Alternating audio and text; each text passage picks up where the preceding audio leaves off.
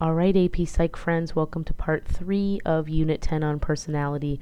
Please note that although this is part 3, video-wise, the social cognitive approach is actually our fourth perspective or theory in explaining how one develops your personality or those unique traits that make you you.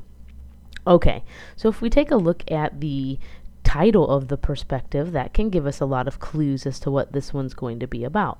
Social cognitive, all right? So social being our environment and cognitive being how we think. And it's not going to necessarily be that the social cognitive approach completely dismisses our individual traits.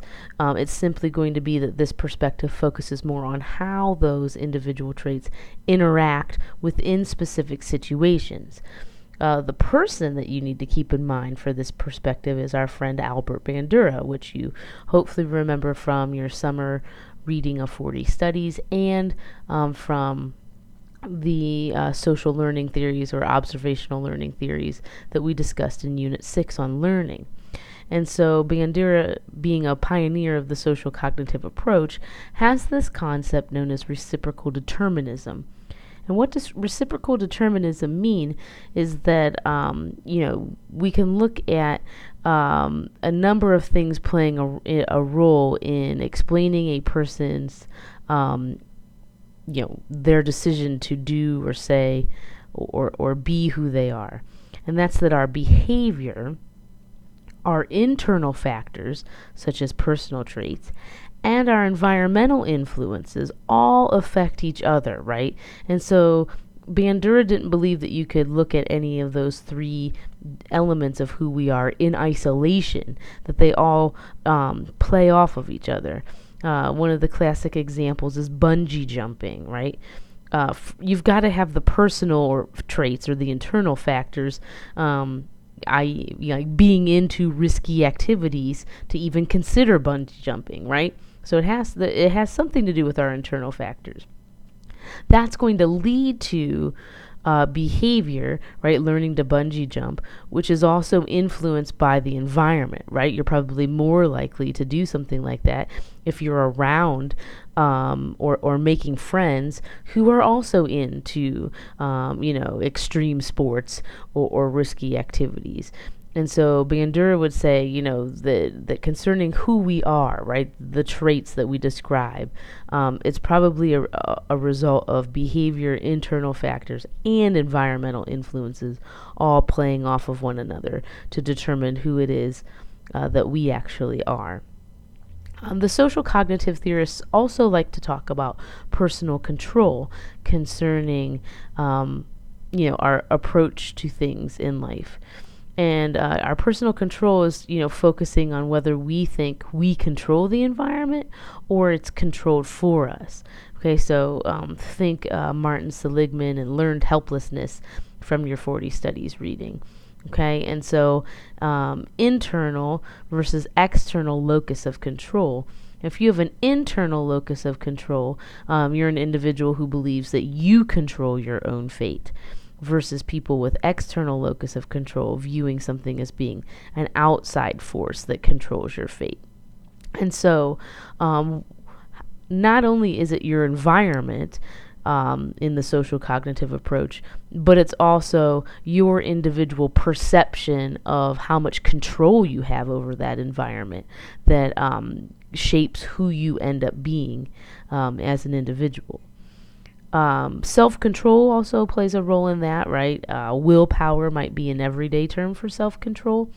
And that's just, like an example, right? The connection between exercise and healthy diet and self-control in other areas of life, right? People that tend to have willpower and be disciplined tend to be disciplined across all facets of their life.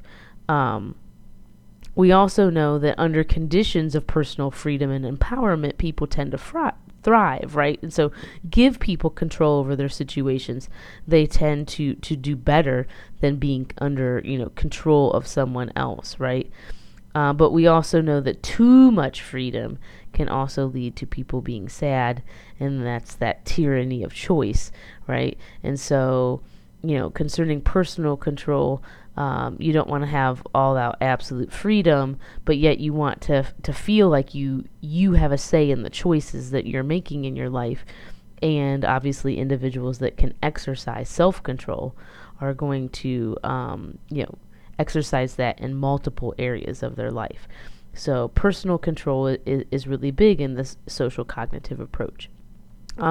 Optimism versus pessimism may also play a role, right? And that's, again, an attributional style that individuals can fall under. A lot of times pessimism is linked to that external locus of control and to personal attribution, right? Like, I can't do this, like the fates are just against me. At every turn I'm coming across something that's getting in my way. And so that's not, good concerning personality styles, but too much optimism, right? The other extreme is also bad because that doesn't allow individuals to anticipate or prepare for stressful situations, right? And if your flaws aren't pointed out for you, that leaves you no room for improvement. You just kind of continue to be ignorant as to what you know and what you don't know, or personality flaws versus thinking that you're just fine. And so optimism and pessimism, is kind of an element of that personal control that a social cognitive theorist would be interested in studying. And so basically, how do they assess one's personality? Well, they're going to assess one's behavior in situations, right? And so, like whether it be like experimental exercises that they put people through or simulations, okay? They would say that that's the only way that you can see all the factors interact, right? Like the individual thoughts, the internal factors, the environmental influences on that person's behavior.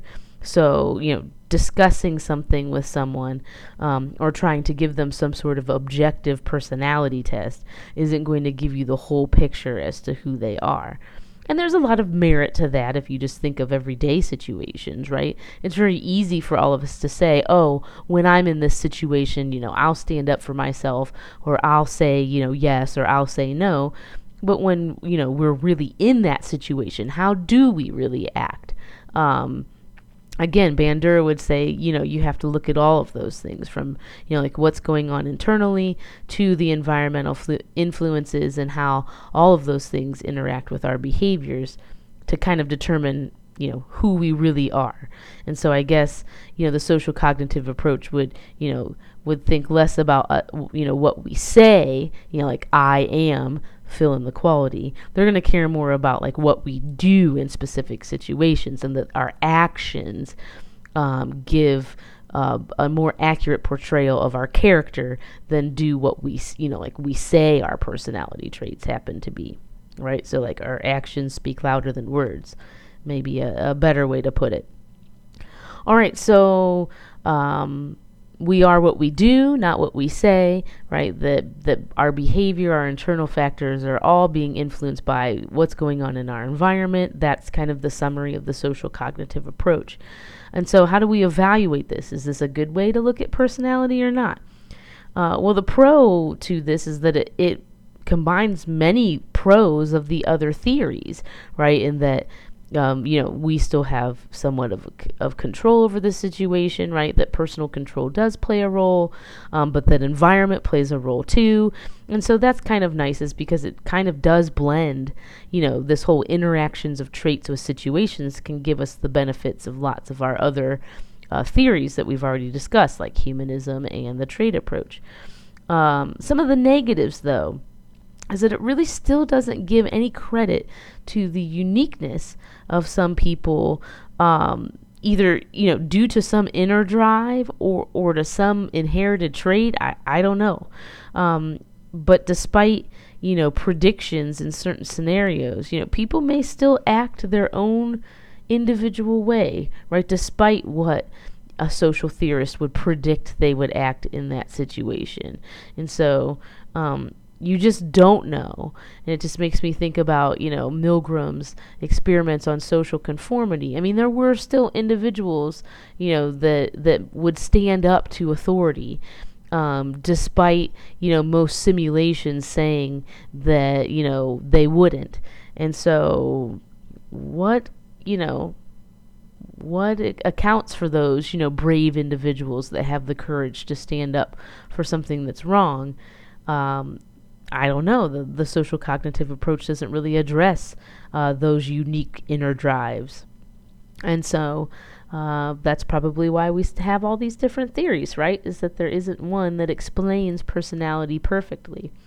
And so we will finish up our fifth, I don't even know if it's a fifth approach, right? But we'll kind of talk about exploring the self and talk about culture and how that impacts our personality, right? So more of a cultural approach to personality.